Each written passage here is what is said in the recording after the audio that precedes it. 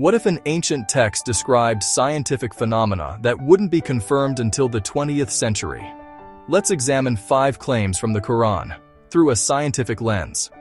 In 1929, Edwin Hubble discovered that the universe is expanding. The Quran states, "The heavens we built with power, and we are steadily expanding them." Quran 51:47. Today, cosmic expansion is one of the foundations of modern cosmology. Modern embryology shows human development occurs in precise stages. The Quran describes development as sequential, fluid, attachment, then tissue formation. These stages align closely with what microscopes revealed only centuries later.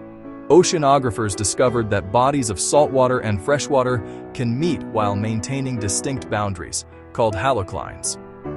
The Quran describes this phenomenon as a barrier preventing full mixing, a concept unknown in ancient times.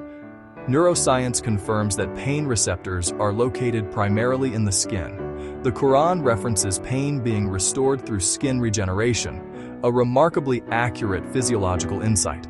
The Quran outlines evaporation, cloud formation, and rainfall, key components of the modern hydrological cycle, long before meteorology existed. Whether viewed as divine revelation or historical insight, these verses raise a powerful question. How did such knowledge appear so far ahead of its time?